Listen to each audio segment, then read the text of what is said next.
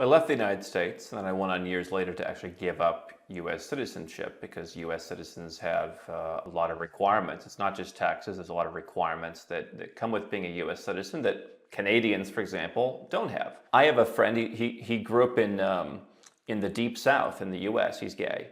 He feels much more comfortable in Eastern Europe and in Istanbul than he does where he grew up. All right. Well, everybody, I have a very special show today. I'm very excited to welcome into the studio Mr. Andrew Henderson. Now, Andrew is the CEO of Nomad Capitalist, and his story is actually quite amazing. At a young age, he was earning a very high salary, but unfortunately, he was also paying for that at one time, having a tax rate of up to 43%. Now, he really basically started this company out of necessity, and it has quickly become the #1 resource for global citizens, helping people around the world gain access to second passports, reduce tax liabilities, and learning to safeguard their assets. Nomad Capitalist is also a very popular YouTube channel with over 770,000 subscribers. Mr. Henderson is also a published author, producing the #1 best-selling book entitled Nomad Capitalist. And finally, there's also the Nomad Capitalist live event, which is going on in Kuala Lumpur, Malaysia, this September 25th through the 28th. Andrew, I'm very happy because I'm going to be actually a guest speaker at that. Very excited to be meeting you in person, along with many other distinguished people from around the world, all gathering in Kuala Lumpur. But first of all, I want to give a warm welcome to our studio and our show today. Well, thanks. I think it's going to be great to have you. We've got Nigel Farage is coming from Brexit. We've got the CEO of AirAsia, Tony Fernandez. We've got some great folks like yourself. So really excited to do it with you, and glad you could have us on. Oh, absolutely. Well, Andrew, as you know, I primarily discuss geopolitics around the world. I'm very interested in how China and Russia and, we're looking at the current conflict in the Middle East as well. There's so many different dynamics coming into play. And I also am looking back at our home country of the United States. We're looking at a very kind of turmoil time right now. Inflation is through the roof. We are seeing, that is just really hurting the average American consumer. Of course, we have the 2024 presidential election that's upcoming, a lot of uncertainty around that. So I think there's an interesting trend in that is certainly a lot of Americans are, starting to look at actually going overseas or certainly acquiring a second passport and kind of diversifying their assets. I think my story as well. I've lived abroad for over 10 years in both, abroad over 15 years, having lived in China, Hong Kong, and also Canada as well.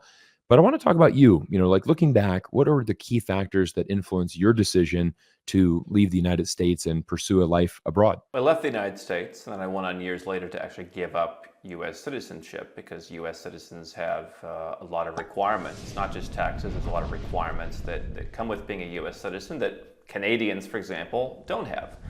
And I think the reason anyone leaves their country is they think that there's something better somewhere else. And to some extent, the grass is always greener, they say. But I think that for me, I found better social opportunities. I thought that the world was shifting. If you look at just a graph of where wealth is in the world, it was moving very much westward for quite a number of years. And now it's moving back to the east for the first time in a long time. And I wanted to be a part of that. I wanted to see those opportunities. And I thought along the way, okay, well, how does that affect my taxes? Because I was running some businesses that were done on the phone, basically. They were done on an internet phone. And I said, okay, well, there's internet everywhere. In fact, I was just talking to a friend of mine in New York the other day. His internet was a lot slower and more splotchy than mine was in, let's say, Malaysia, where I live. And so I just said, okay, this is just the quality of life.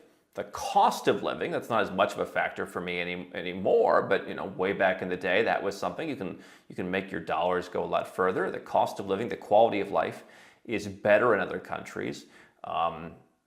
Politically speaking, people are on each other's throats. And I'll tell you what I think people, that's happened since I left many years ago. I woke up this morning and one of the people on my team who lives in Georgia said that the Georgian citizens now can go visa-free to China. It's a country I know you're familiar with. So you see a lot of the countries in the Western Balkans that have gotten visa-free access to Russia and China. Armenians a couple years ago got access. Now Georgians have access. They got access to Russia as well. Like Georgian passport, some of the Balkan passports, they've got substantially better. There's not nearly as much of a delta between, let's say, a US passport and some of these kind of emerging world passports the way there once was. But I look at the same headlines. Oh, well, Trump, you could like Trump, you could not like Trump, but Trump wants to have certain policies with China and what have you. And I say to myself, if that happens and I'm an entrepreneur and I'm selling products globally, or I source my products in China, I have a factory, or whatever, do I want to be in a country that's more neutral and just gets along with everybody, gets along with Europe, gets along with China, just minds their own business? Or do I want to have the scarlet letter in a world where emerging markets are increasingly gaining prominence, including in my business, where we have more and more clients that hire us from emerging markets all around the world? Why would I make it harder for myself to do business? Yeah, no, that's a very good response there, and I think that's really the sentiment I think of a lot of Americans once they actually do go abroad. Of course, you and I would be very much the minority of Americans that have lived abroad for a long number of time, and I think there's a bubble that exists in America, right? I mean, when for most people, most Americans don't have passports. Most Americans never leave this country, so it's difficult for them to understand what's going on outside that world. But I think once you do get outside, you can really look at the United States in a very different way. You can kind of see how the world looks at America, and it's not always as bright and rosy as we Americans probably think. I mean, don't get me wrong. I think you and I, we both love our country, both love the United States. There's certainly some good aspects about that. But I think our foreign policy decisions around the world, and that kind of goes into my realm of geopolitics, I think has really complicated things a lot. And we're seeing that, with all of these conflicts and wars that we are getting involved in that seem endless, and really there is no pathway to ending these wars anytime soon. I mean, I'm sure a year from now, 2 years from now, we'll still be very much involved in this.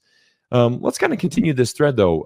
For Americans that might be contemplating a move abroad, which countries or regions do you like as far as lifestyle, investment opportunities, and like you said, you're an entrepreneur, so kind of the ease of doing business? Well, let me just piggyback on your last comment real quick. I think we saw during the pandemic, you saw Americans starting to get passports. You saw people wanting to travel. You saw people wanting to get out. But I think that there's still a bubble of people really think, oh, well, but okay, like we'll travel and we'll go somewhere temporarily, but this is still the best place. So good for people for traveling.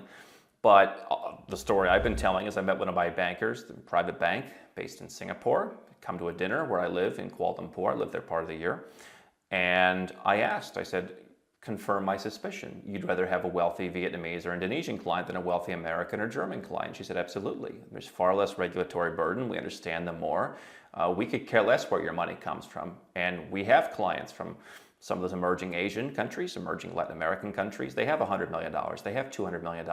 Why does a bank in Singapore care who's $100 million? I think some of these Americans think that their $10 million is more attractive to these banks and investment funds than some Vietnamese guy's $100 million. Nobody cares anymore. Your $10 million comes with way too many requirements and strings and regulations. And they've got to check everything, and it's not nearly as profitable. Like, there's not this insane demand around the world. Now, there's plenty of banks who will take Americans. To answer your question, I mean, one of the things you can do to set up more opportunities to bank around the world and to move your assets, and by banking oftentimes invest in those local markets, is to have residence permits. I think the best value place in the world is Kuala Lumpur, Malaysia. I've lived there for a long time. We're hosting Nomad Capitalist live there. Now, I'm not saying it's the absolute best, but you've got some of the best healthcare in the world, almost on par with Singapore, at insane, I mean, we've put out videos of this, insanely low prices. You know how cheap it is. Great care, people trained in the UK, it's great. Great food, super nice people, nice weather, very tax friendly. And so, for me, I mean, insanely cheap in a world of inflation, because their currency is weaker. It's a 26-year low. You get a lot of bang for your buck. And so I enjoy spending the winters there. And that's why, for having a large event where, I could have the event in Dublin, Ireland, or in Dubai, but you'd pay a lot more. You wouldn't get more as a guest of an event. So I think Kuala Lumpur is the gem of Asia. I think that Americans who maybe are willing to have a little bit of a language barrier, but they want a similar culture. Mexico, a lot of people have gone to Mexico. I've been talking about that for 8 or 9 years. People are now catching up with that. Very similar culture. A lot of people go within Latin America for the time zone. I have a home in Colombia. That's not a place to live full time because of the tax. Uruguay is interesting, I think, for people who want a plan B far away from it all. Similar time zone. Obviously, with the new president in Argentina, that's an affordable place to go. Doug Casey, who was a mentor of mine, I mean, he talked for years about being the kind of the ignored foreigner. They don't bother down in Argentina. So I think southern South America is interesting. We've talked about places in Eastern Europe. People are more brusque, but if you just want to kind of be left alone, there's a culture of that. So I think those are some places to look. I mean, there's opportunities everywhere, quite frankly. I have homes in 7 places, but I think those are some that stand out for the average person, and that's the thought process. Yeah, that's good. Well, I'm really looking forward to going to Kuala Lumpur because it is actually one of my favorite cities in Asia. I've traveled there frequently, and I agree with you. It's a great melting pot because there's so many different Yeah. cultures, and you've got Indians there, Malays, you've got Chinese. So I almost said you can kind of experience all of Asia in one city. It really is a great representation, and I agree with you always.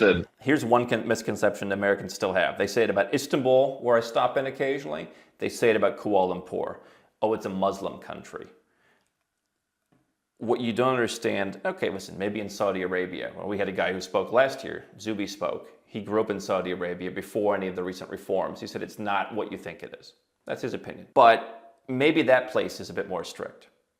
Kuala Lumpur, 0 people care what you do if you're not Malay, Muslim. 0. They don't care what you wear.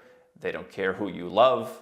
They don't care. They will literally tell you to your face, we have a standard for ourselves as practicing Muslims.